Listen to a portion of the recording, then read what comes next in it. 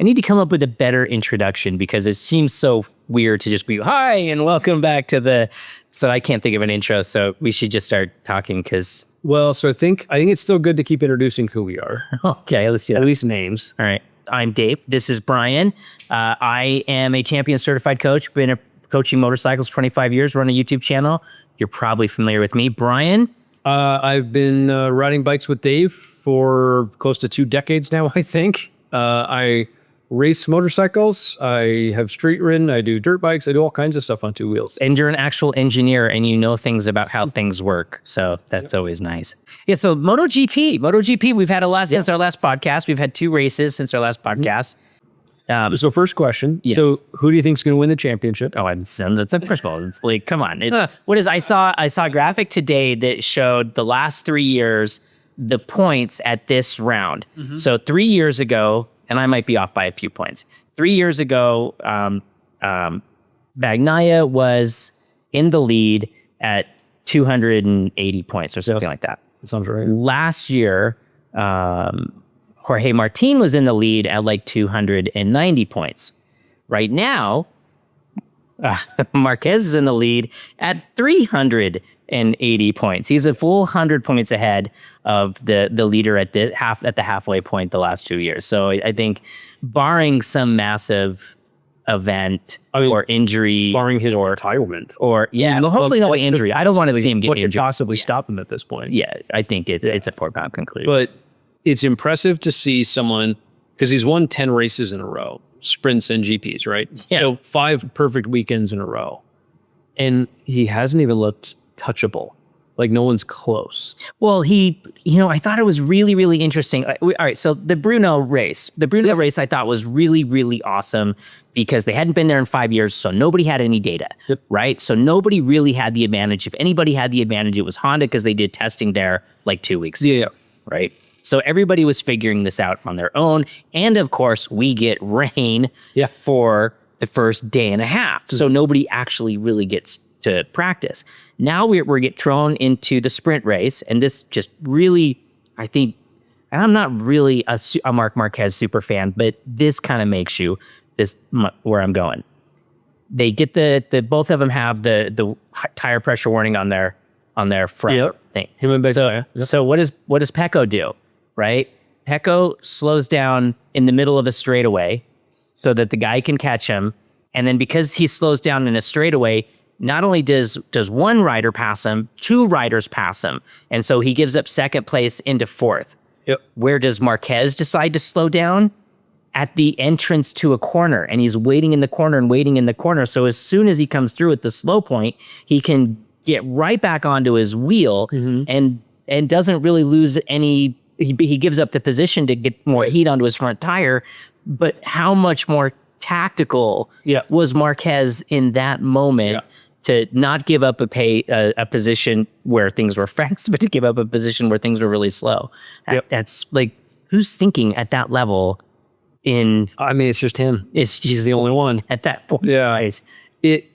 So the sprint was interesting because of the nonsense tire issue, and the bigger thing that was even nonsense about that was it was incorrect. Right. Neither of them actually were below pressure. The FIM had screwed up calibrating their sensors, I guess, that round or something, where it wasn't actually reading it correctly. So neither of them was actually too low. It was just a false alarm, basically.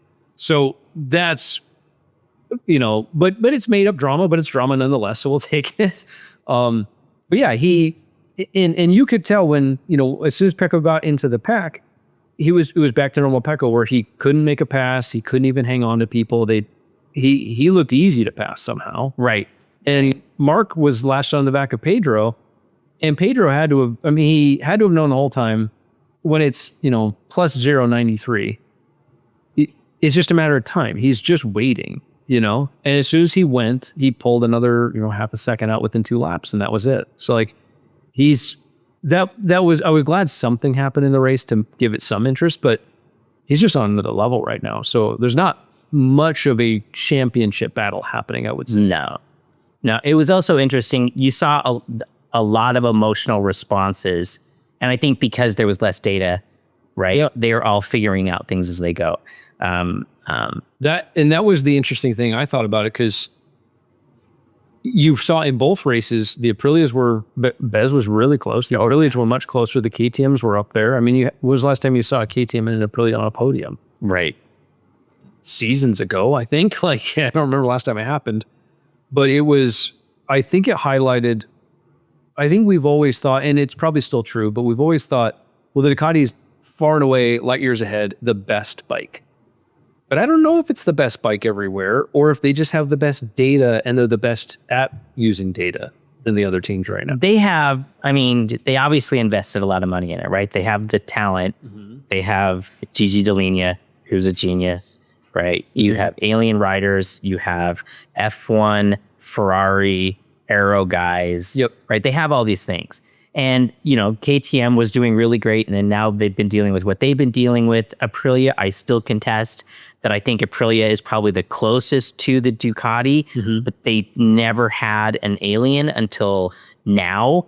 And I was really curious to ask you what your impression was of Martin's performance, his first real time on the bike. Since, you know, he did a couple practice sessions, then crashed really bad at the first round. And here he is halfway into the season. What did you think of his performance? So I think he finished 6th or something around there, 6th or 7th, which I think you'd have to say was pretty good for a guy who hasn't been here all year. And this is still a new bike to him. And I can't imagine the baggage he's still carrying from all of the injuries. Right? When you've been out for that long and he was, you know, for a long time fearing for his career, but for a while fearing for his life when his injuries first happened with the, you know, in Qatar with the punctured lung. Yeah, like that's scary. These were very legitimate injuries. That's going to rattle anybody, you know? And so I think, and then it actually kind of, so watching the interviews that he did during the event, because he was never going to get away from the press at this event after all the chaos with him and his manager, you saw it quickly reminded you of the human side of this whole thing, where you saw this person, this young guy, really, and how emotional he was and how affected he was from all of this. It's not just, oh, he's paid millions of dollars to go race a bike, like buck up and do it. It's like, no, he's still a human being. And I think all of those injuries led him to this path of trying to get out of Aprilia. I think that was a factor anyway, where he was making poor decisions in an injury, or while he was dealing with an injury. And, you know, probably in a few months or so with some hindsight, he'll really look back and regret that behavior. Didn't he say, or is it rumor, I don't remember where I heard it, that Marquez called and talked to him and said, don't make a big decision when you're injured, right? And I don't know if he was just saying that to kind of walk back, you know, some of the things he was saying and doing the last couple months that, oh, I was injured, I was in an emotional state, if he walked that back. But I agree with you, you know, or I agree with that whole sentiment. Don't make a big life-changing decision when you're injured. Yeah. Right? You're not thinking clearly. Yeah. Yeah. And so I don't know. We'll see. I think had we taken bets 2 weeks ago on how this was all going to shake out, you'd have gotten long odds on the fact that he was going to stay with Aprilia for the rest of the career. I'm delighted to see him stay with Aprilia, especially like Bez is a very talented rider, but he's not a special rider, you know? And I don't mean that disrespect. Like all of these guys are magnificent, but he's not an alien. And to see him so close to the front on the Aprilia, I think he's putting in the time, obviously, right? I think the bike's super capable. I think it speaks really highly for Bez and for the Aprilia. And to see Martin, like this Aprilia is not even the same Aprilia he rode at the beginning of the season. They've made a lot of changes to that package over the last several months. So to kind of get on a brand new bike cold, you know, like you and I all the time, we hop on a motorcycle we've never ridden before, and there's like an acclimation period. I can't just go out and go fast. Right. And, you know, he was like a second off of Marquez's pace within like 20 minutes into the session. And you're like, well, shit. I'm pretty proud of that. Way to go. Yeah. Like, I think, I still have high hopes for him. I'm happy to see him maybe calm down a little bit and thinking more clearly. It was impressive to, Aprilia has a new technical director person that they kind of cherry picked from, I think, from Ducati. But team manager, Romagnoli, I think is how you say his name, was saying in an interview, it's the first time, and he's been around motorbike racing for ages. He says this first half of this season, he says it's the first time I've ever seen pretty much every single technical rollout, every new swing arm, new wing, new whatever, new little gadget, new everything has worked. Every time we roll something out, the test drivers are like, this is better, put it on their bike. Every one of them. He says, usually it's hit or miss, some things work, some things don't, some things this rider loves, this rider doesn't. But the direction they're going right now seems extremely positive, and I think they're closing the gap to the Ducati really quickly. And you add to that, the Ducati made some missteps. Yep. Either with their chassis. Yep. We've heard different theories that they changed the engine casing, so now they can't go back to the old chassis and whatever, and you can't change the engine for a 2-year cycle because they don't, whatever, very complicated stuff. Yeah. But Ducati's slowed progression has made it easier for KTM and Aprilia, and thankfully Yamaha and Honda to catch up to a certain extent. Yeah. And like, my gosh, I cannot wait. I think we might see it after the summer break, the V4 Yamaha. Like the V4 savior. I'm really excited to see Yamaha come in with the V4 because I think Quartararo is an alien. I think he is a special rider, and his willingness to put his head down and work so hard when he's on such an inferior bike and be out there just pushing to his limits and, being at the front of the race at the beginning of the race until, he can't anymore. That's incredible. So who's the second best rider in MotoGP right now? Oh, that's a really interesting question. The second best rider, you really want to say, little brother Marquez, Alex Marquez. I don't know. I think it might be Quartararo, if I'm being honest with you. Make a pretty good case for Quartararo. Who would you say? Now that he's back, I would almost say Martin, even though he obviously hasn't had time. I think we need more time with Martin before I can say that. But maybe that's almost in his favor, in my opinion, is like, but maybe where he's going to make a race. I'd want to. I've been such a fan of Martin because he wasn't born with the silver spoon. All right. This kid has worked his way here the hard way. Yep. But, even last year when he was on the same bike as Pecco, he was luckier than Pecco. Pecco kept making bad decisions and having bad luck. Yep. And kind of lost the championship more than Martin won it. I would agree with that because Pecco because I think of the two in 2024, you would have said, oh, Martin's the more reckless, the more Kevin Schwantz type of personality. And, Bagnaia should be Steady Eddie is who you would have portrayed them as. Yeah, a D'Amicio. Not at all how the season played out. It was much more Bagnaia was making the mistakes and crashes, and Martin brought it home a lot more often. I read an article a year ago that effectively said the same thing, that we look at Pecco as this refined, polished rider, but he is more of a Schwantz. He's more of a take chances, win it or bin it. And the Ducati, by the nature of how it's put together and the stability of the bike, it makes everybody look like they are a polished, refined rider. Because it's kind of the only way you see people ride. It's very wheels in line. Yeah. Brake in a straight line, tip it in. Don't get too crazy with it because you'll fall down. Well, and that's where you see Marquez make the mistakes, right? When you can see he's getting stressed and he starts to fall back to how he rode the Honda, that's when he has bad luck on the Ducati. And to his credit, to change your entire riding style to match a motorcycle. Yeah. I mean, that's what Casey Stoner did and made him so effective, was his ability to adapt to the bike. Yeah. But I think the Ducati just needs to be ridden a certain way and brings up everybody's good traits to the surface. Yeah. So they're on summer break. We've got, I think it's 3 weeks off from the next round. Halfway through the season. I think the championship's a foregone conclusion. I don't think anything's going to change there. I am curious in MotoGP, though, if we say, okay, 25 is done, 26 is coming, can anybody stock them in 26 or beyond? All right, so 26, what's changing in 26? Basically nothing, actually, because this is the year of the freeze, same tires, same bikes. Right. Pause development. I don't know of any major rider team shifts.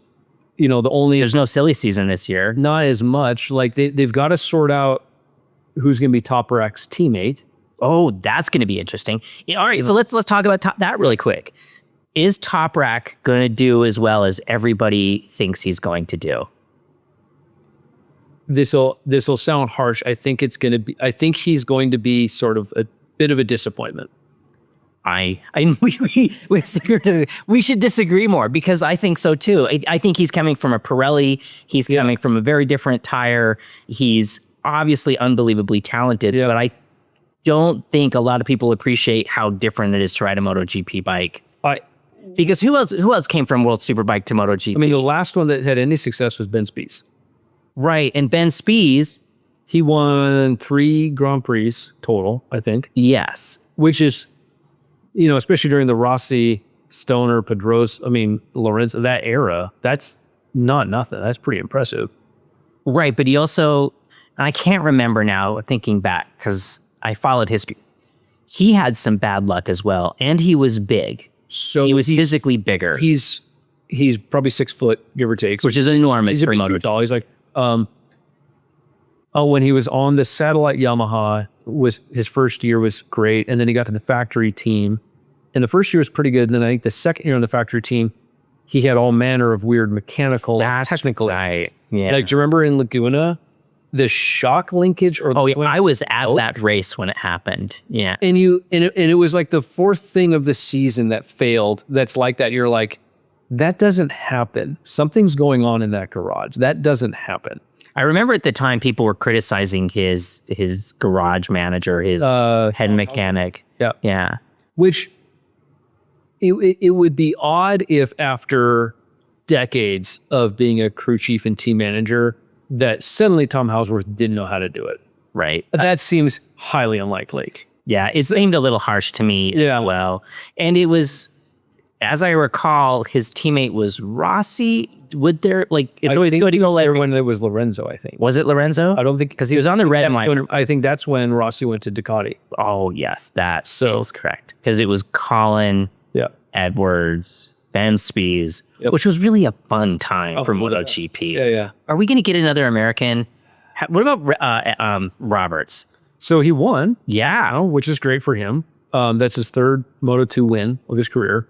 And if I remember right, Brno was the site of his first podium in Moto2 as well.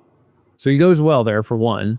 But he's been battling injuries. Like, this year was tough for him because he came back from even at the start of the season, he still had that wrist injury that was much worse than I think he let on, and really held him back quite a bit. So I'm happy that he's, coming good again and being able to show what he can do.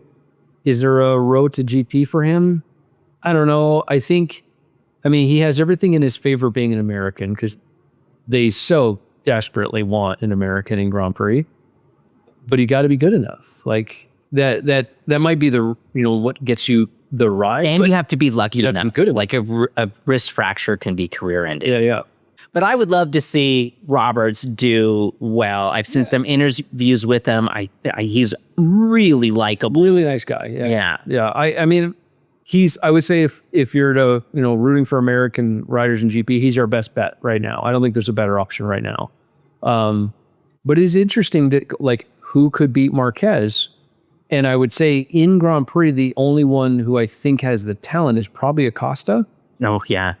But I don't think he's got the bike, and I don't think he's got the temperament yet. Because I think, now what's funny is I think if you had paired 2014 Marquez or 13, whatever, rookie Marquez and rookie Acosta, they might have been pretty dang close. Yes. On equal equipment, they probably were pretty close talent-wise.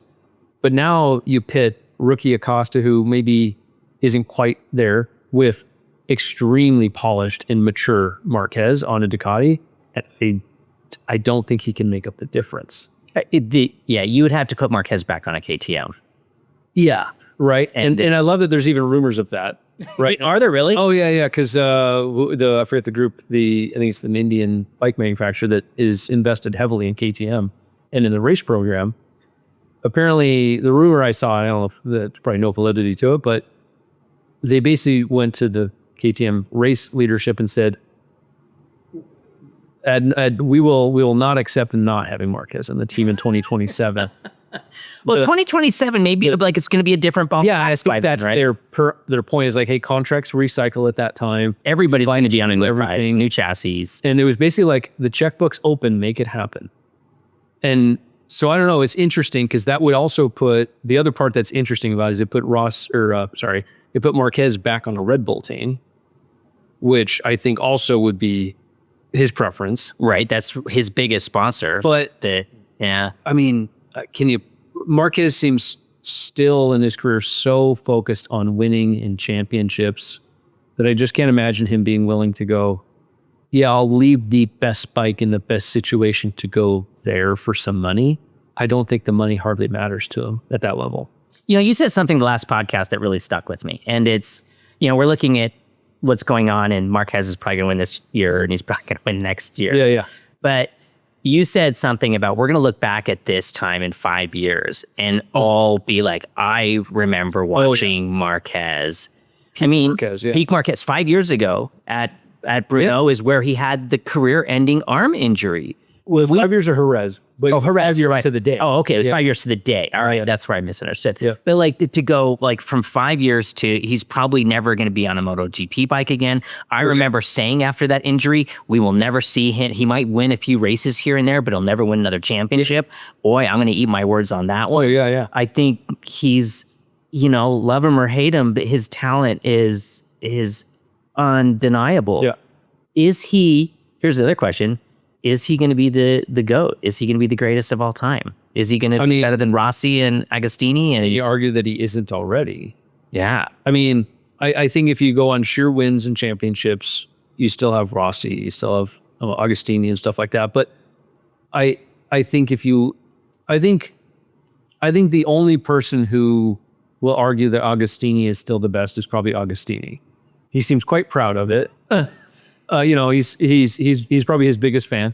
But I can see the argument for Rossi still, right? Because he was so dominant for so long, and he switched manufacturers. Like that's kind of a little checkbox for some of these top guys. But in terms of like managing racing at this level at this long, and I don't know, I can't really see right now Marquez not surpassing his championship total and his win total. It seems highly unlikely that that's going to happen. Especially with the dominance we're seeing now. Nobody can touch him. It seems really unlikely that won't happen. So if the way you compare and say who's the greatest is statistics, I don't think there's going to be a lot of statistics left for Rossi. And so then it has to be something else a little less tangible, right? A little more subjective if you aren't going to say Marquez is the best. So the thing that's interesting though is that I always come back to is who's going to beat him? How does somebody beat him? And I don't think it's somebody in MotoGP right now. I just can't see, barring another injury, barring retirement, barring whatever, I don't see how any of the guys in GP right now are going to like push him over and take away the championship. Yeah, I don't think there's anybody. So then is it Moto 2? And who in Moto 2 could step up and do it? Right? Like there's Diego Moreira, who seems very talented, but pretty hot and cold. There's Davide Alonso, who was amazing on a Moto 3 bike, hasn't quite figured out Moto 2 yet. So I don't know. Is it somebody that's not even in the series at all? There's like the Red Bull Rookies Cup, and now there's these Ovale Cups. It might be somebody who's much, much, much younger still that's actually going to come in and have to be better. I mean, we're going a little into like nuance and deep here, but I really think the feeder programs, Moto 3, Moto 2, may not be right for bringing up the best talent. Because how you ride a Moto 3 bike is so wildly different than how you ride a Moto 2 bike. And how many kids have we seen who ride extraordinary on a Moto 3 bike and they get to a Moto 2 and they just flounder? Yep. Right? And even like, look at Iagora. Coming from the Moto 2 to the Moto GP. Oh my gosh. Like we were all like so excited about him. But, the way you ride a Moto 2 bike with the big sweeping lines and the big arcs and stuff like that's getting him into trouble. Yep. on the MotoGP bike, which is much more point and shoot. It's similar to how, if you're doing a track day, how you ride a Ninja 400 is not how you ride a Panigale on a track. And I think, Iagora is struggling with that whole, he falls into these big flowing sweeping things and he's had just crash after crash after So I'm big too. Yeah, I think he's like fighting like injuries and it makes me sad. I was so excited about how well he was doing like at the beginning of the season. And again, him and Mir seem to be having nothing but bad luck. Like if it wasn't for bad luck, Mir would have no luck. Oh man, that poor guy. That poor guy taken out again. Yeah. Well, the other thing I want to talk about since the last time we spoke was I finally went and saw the F1 mirror. Oh my gosh, I'm so glad you saw it. What did you think of it? It's excellent. It is by far the best racing movie I've ever watched. It might be the best racing movie since Steve McQueen's Le Mans. I think in terms of that was good too. But like the world has changed since then, right? Like how movies are made. Expectations of the movie are very high now. Well, and the pacing of the movie, like you watch Le Mans now, Le Mans is obviously a movie for a race fan partner. There's so much like homage to the super fan. Like Steve McQueen must have made that movie for himself. Where what I thought F1 did so well was it brought in someone who may only have a casual interest in racing and made it compelling and interesting and exciting and real stakes, real tension without it being so ridiculous that it was implausible. And there was no biker boys moments. Was no one going backwards on the race? It was very believable. I mean, some of it's a bit inflated for drama and to compress how long these things take. So I went and watched it in one of the bigger theaters, with the big screen and the luxury chairs and all that fancy stuff. But I can remember sitting in the seat and the moments, the ones I remember very vividly, because I raced quite a bit, and the moments of when they're sitting on the grid and the lights are going, the tension that it creates, like I remember feeling my heart rate elevate. I was a little sweaty. Like I was feeling anxious about the race. As a racer, it puts you into the moment of the lights are about to go up. Like I remember those moments, and it almost gives you that kind of like feeling. But I was like, that's pretty damn amazing, because I don't race cars, and this movie's portraying it so well that it feels like that to me right now. So I was really impressed. So if you've not seen it yet, you got to go see it. It's very, very good. Yeah, I subscribe to the Ernest Hemingway quote that there's only 3 sports: bullfighting, which I'm adamantly opposed to, mountain climbing, and racing. Everything else is games. Everything else is a game played on the grass. And I love that about it, because racing is, to me, it's the purest form of sport and competition, right? If you go all the way back to before time, the first competition was probably like 2 guys running. And like, I'm going to run faster. Right? Because maybe it was, I got to catch the woolly mammoth or whatever. The joke has always been, when did the first motorcycle race take place? When the second motorcycle. The moment the second motorcycle was built, right? Like, I think that's true. Yeah, I think it's completely true, right? Everybody, like when you were a kid, you got a new bicycle. Where did I want to go? See if I can go faster than my buddy. Right? Like, so the way F1 kind of captured that. And Brad Pitt, my gosh, such a charming, he was the perfect guy. He's either like putting on his like Steve McQueen mask for that movie, because I think he idolizes him to some extent, but he's, I'm not a massive like Brad Pitt fan. I do like his movies, but he's very well transitioned from young Brad Pitt, Fight Club Brad Pitt, into like Robert Redford-esque kind of character, right? He's like age, and you're like, oh, actually, I like this version too. This one's good, I think I like this version of Brad Pitt better than younger Brad Pitt. Well, maybe it's the roles that he's taking on. Or, I thought, we're going on to a movie thing here, but Once Upon a Time in Hollywood, I think, is one of the greatest movies. Like, that was a theater moment. Like everyone says, I hate going to the theater. Well, we went to Broovies, which is a theater locally where you can have beer in the theater. I think based on the name they put. Your Broovies, right? So, so like you go into theater, you can have a burger and a beer, and you watch the movie. And we go to see Once Upon a Time in Hollywood, and like at the end of the movie, when the flamethrower comes out and stuff like that, the audience was roaring, like the laughter, and it was just one of the greatest movie experiences. And when I went to go see Formula One, you know, we went at a matinee, we did the same thing. We did a big screen and the audience was cheering. Yeah. You know, and like, how often does that happen in movies anymore? Like it happened like in the Avengers Endgame movie when Captain America picked up the hammer, the audience cheered, you know? So I think it's if you haven't seen it yet, go see F1. It's a good movie. Yeah. No endorsement. We're not getting paid to say this. I wish we were. I don't think that their marketing budget doesn't reach this. Yeah, it doesn't quite get to us. Oh, I did have one other question I wanted to ask you. So, hypothetical. All right. This is just for fun. Hypothetical. If you could put a second, if you had space in your garage, hypothetical, if you could park any other bike in here, no cost, but it's got to be a bike you keep.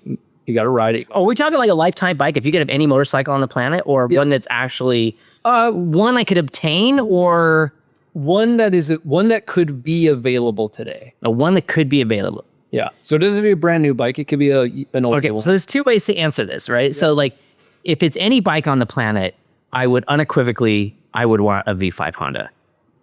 Well, okay, that's great. Yeah, that's good. But like so on the unobtainium, but that's on the unobtainium. Yeah, We were talking to some friends the other day that at Moto Station, a guy came through and he had one in the back of his trailer that he had figured out, and there's the engine sitting there in the chassis, really, and it was just sitting there, and he was like, "Yeah, I don't know what I'm going to do with it." I guess the magnesium case covers got brittle and cracked, and so they didn't I don't know. So he had one. Huh? He had one. Yeah, sure. I'll show me photos, but.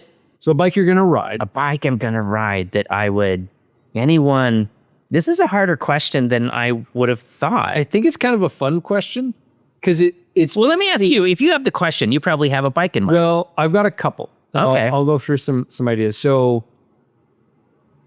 I have the race bike. I've got the Aprilia, the RS4, and I love that thing. It's a lot of fun. I love mine. Yeah. I am somewhat, and this is going to sound so strange. So we bought the Aprilia. I bought the Aprilia because I wanted something different and a little quirky and unique and something that isn't really seen a lot. I've always kind of liked them. The bike one of the bikes I think I would want is the current CBR 1000 Triple R race version. Something about it I am just kind of enamored with. Oh, I think it's very, very cool. And you don't, and how weird is this? I never see Hondas at the racetrack anymore. I know, they're not around. I have no idea why. I see Yamahas, I see Kawasaki's. Aprilias came out of nowhere. A bunch of Aprilias now. Which is, we don't even have a dealer in the state. Translators. Yeah, I guess we started it. I think that one would be a very interesting race bike. So if Honda's listening, you should send us one of those because I'd love to ride one. And it's gorgeous too. The red, wine, blue. Oh my gosh. I'm kind of in love with that thing right now. I think it'd be a fascinating thing to ride. I may get bored of it in 2 years, but I think right now I'm very appealed by, it's very appealing to me. If I was to get a street bike, because the point in my life I'm at, I don't have time to do the long multi-day trips like you guys do, which maybe someday, but not right now. I see them on the street every once in a while, and every time I see one, I go, damn, that's a good-looking bike. And I kind of think, as it's just street commuter, rip around on a weekend kind of bike, I weirdly think that Indian FTR... Oh, no kidding. It is such a surprises me. It's such a pretty bike. I don't know why. Because you and I both like that. Remember that Sportster, the orange Sportster that they came out? That was like the flat track. Or yeah, same idea. Oh, yeah. I love that thing. They sold like 9 of them. And but yeah, apparently don't make motorcycles for us because we're too. But that FTR, and I don't even know if you can buy them anymore. I'm not even sure if they still make them. But I see them every once in a while, and I'm like, that's just such a... I think they are good. They sound good. Yeah. I don't know how well they handle, but for a street bike, who cares? Yeah, exactly. I just want to... Yeah, I just want to rip around and look cool on it. That's all I want. So, all right. So you kind of sparked I think there's 3 things that I find really compelling. Mm-hmm. And one of them is probably the worst idea in the world that I would probably ride once and get rid of it. And I'll start with that one. But I would freaking love a Ural sidecar, 2-wheel drive. Ooh. So I could take my dog on dirt roads. So I could take my dog motorcycling. It's a great photo op with nothing. Yeah, like my dad has one. I've ridden it like once. It was so much fun. He has a BMW. Yeah. Like a garage build. And even that was just... Flying the car was hilarious. You're like sliding the thing sideways through dirt. Like it was just all laughter. but I don't know where he put it. And Not here. Yeah.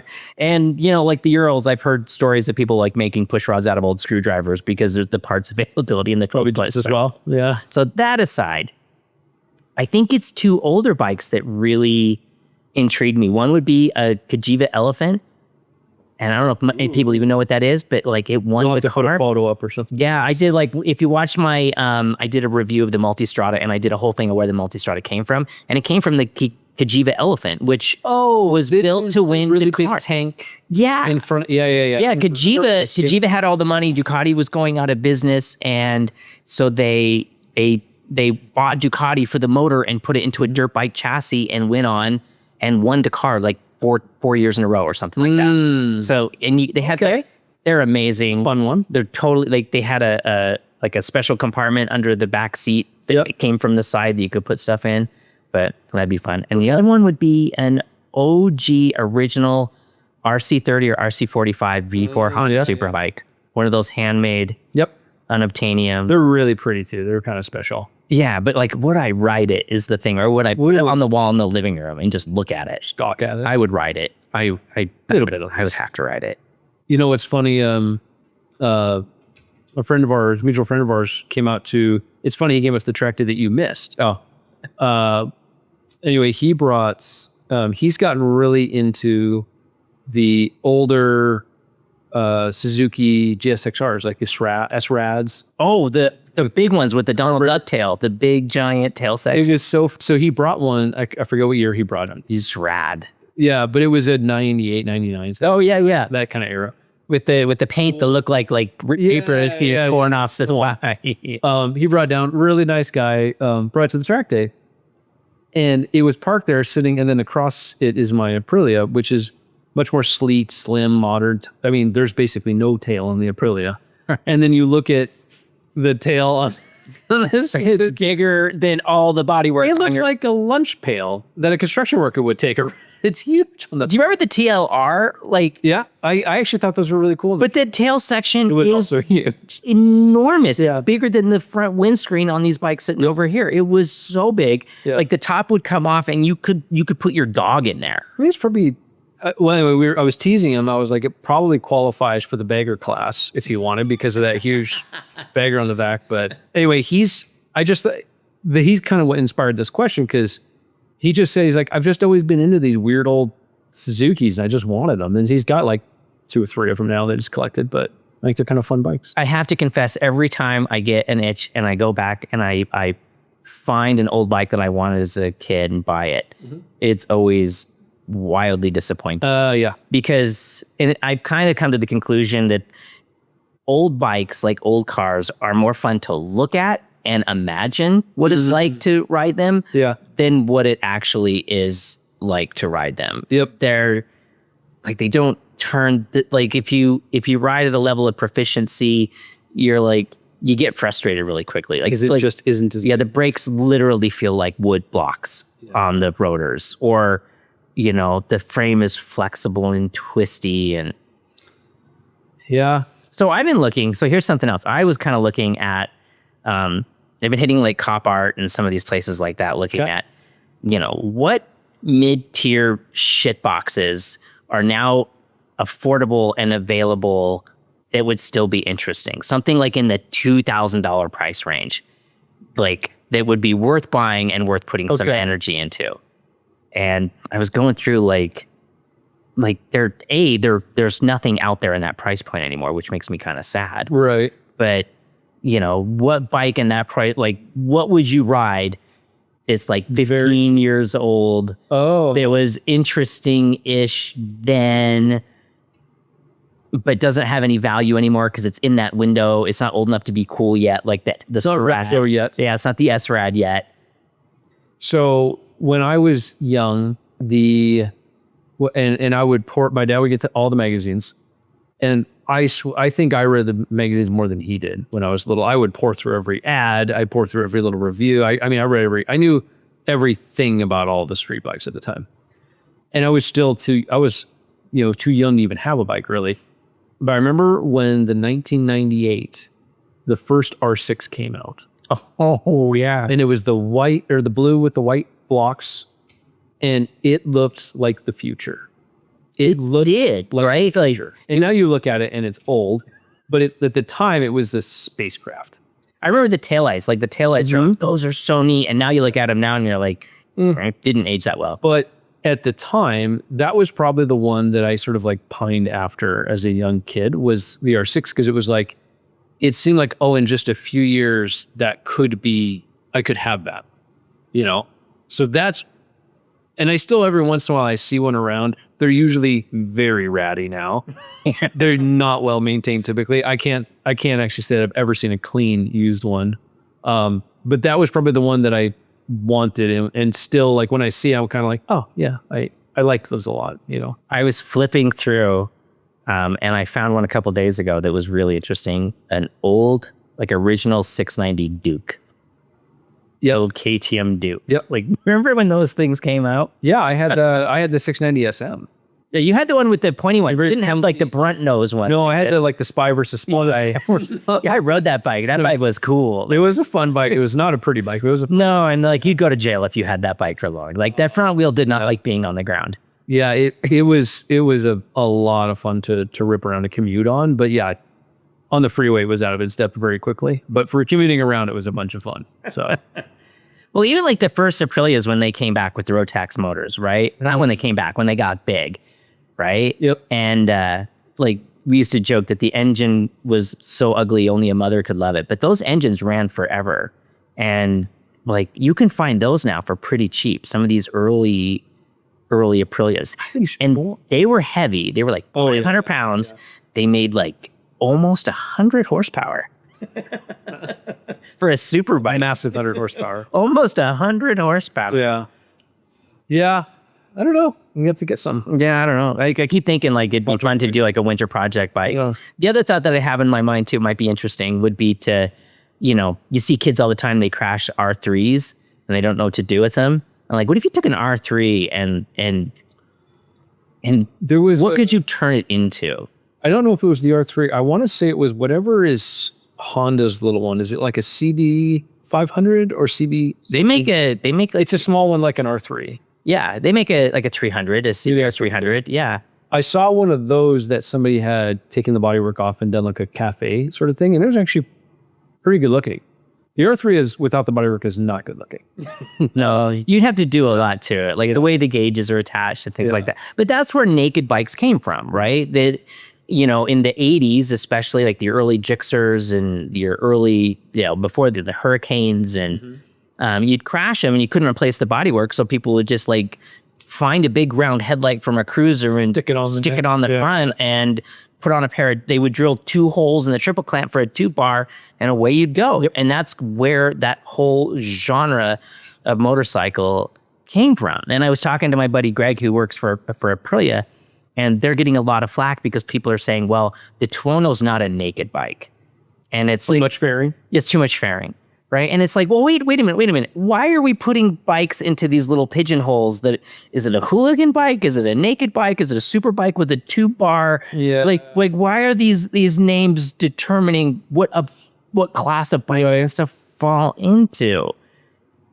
Just like the bike, man. Yeah, just like the bike. Like, why are we doing that? You know, like, because it seems like their bikes are more segmented than they've ever been. I think the bigger concern I have is that maybe it's because the bike segments, but like the rider segments. It seems like the riders are like, you're not one of my people because your bike doesn't look like my bike. Oh my gosh, we are really like, you have like the cruisers, you have the street stunters. Is that what they call them now? Like the kids who ride around packs on the freeway and block traffic. You have the criminals, I think, is that's the show you're after. The old farts like you and I that are, that have, more than one bike in the garage and just, It's fun though when you get to see people, all the different groups, because there are moments when you get to see them all kind of come together, and you do get the almost like obligatory wave as they, almost everybody does that, kind of regardless of what bike you're on. Right. Except for me. If you're on a bike I don't like, I'm not going to worry about it. I'm just kidding. They're like, that's that CanyonChasers guy. He's like a freaking jerk. So I love that part of the community part, but I don't feel like I see nearly as much kind of mingling as I feel like I once did. And I don't know if that's probably speaking to a bigger problem that we're dealing with, but it doesn't feel as everyone's welcome as I feel like it used to anyway. Maybe that's just me. So I grew up in a biker family, right? Like dad was a Harley man biker. And I remember as a kid we did Sturgis several times. And I remember like being kind of bored at Sturgis because you're like, oh, look at a Softail, a road glide. Softail. Yeah. And then the first time I did, it wasn't even MotoGP, it was World Superbike at Laguna Seca. And just being wowed by the diversity in motorcycles. You would go down to Cannery Row and they would have like a little whatever, and there'd be like this CBX, the 6-cylinder Honda parked next to like some old full skirt Fender Indian, like the 4-cylinder one. Like, and I was just floored by like, you'd see like the GTS 1000 with the weird front end just the diversity of motorcycles was incredible. And you don't see anything like that anymore. And maybe at race events you still do. Admittedly, I haven't been to a major race event since before COVID, actually. Yeah, me either. Right. So maybe that's on me. Maybe I need to go get out more. Maybe I need to go. I miss so much Laguna Seca hosting races because, I've done races at other venues, but there was something about, Laguna Seca, you go down to Cannery Row in Monterey, and, like the racetrack itself is in this bowl. And so, like, even just going there, you ride Laurel's Grade, right? And then you drop into the track, and it's like, do you remember that old movie Highlander where they did those funny transitions between like they would pass through the mountain? And it felt like that going into Laguna Seca. You come over the hill and you look down in there and there's the race bikes and the tents and the people, and you're just kind of in this like little Disneyland world of magic for the whole day. And then it was over, and then you went down to Cannery Row and it was like all the people, you're bumping into the same people over the 4 days, and it was absolutely one of the coolest motorcycle events I had ever done. I kept going to Laguna Seca for as long as they were doing big events. It was just incredible. And on that last question, then we'll probably end it here. If you could go to any motorcycle event in the world next year, which one would it be? So you have the whole calendar year, all of the events on the calendar. If you could go to one of them, which one would you go? All right, so I have 3, and maybe we should discuss which 3 that are most interesting to me. Maybe 4, right? Silverstone. Of them. Oh, okay. Silverstone, right? Well, Silverstone what? GP? MotoGP. Okay, that's all going to be MotoGP. Like, MotoGP really captures my imagination. Silverstone, Assen. Yep. Mugello, or Phillip Island. Yep. Now, I don't know. Like, they're all like paid. You're going to one of them. I'd probably go to Phillip Island then, because if it's all expense paid, because they're hardest to get to. It is hard to get to Phillip Island. What is it about Phillip Island? I think because it's such a motorcycle specific track, like every rider loves it. What I don't like about Phillip Island is the wind. It makes it just insanely dangerous, but it's just kind of, I don't know. It's a motorcycle. Like, I think that's all the venues that I really like. They're all motorcycle. Silverstone is a flowy, turny track. And, like Assen, come on. Like, that's, the cathedral of speed. It's the longest running racetrack. Even though I think where it isn't as pretty. It's kind of like flat and whatever. Italy, I've been to Mugello, but I haven't been there for a MotoGP race. It's a cool little place. Right. It's in the hills. Yeah, it's really pretty. But I think Phillip Island might, and if you listen to the Oxley Bomb podcast, he really likes one of the Malaysian ones where it's a beach town. And I can't think of what race it is. Or it's Sepang. Sepang. It is Malaysia. Yeah, where they kick out all the surfers. Like, there's nothing there. It's just, they kick out all the surfers and they all kind of go into this beach town and everyone's riding scooters around. Yeah. That might be the closest thing to what Laguna Seca used to be. Interesting. He says that's his favorite on the calendar, but it's hard to get to.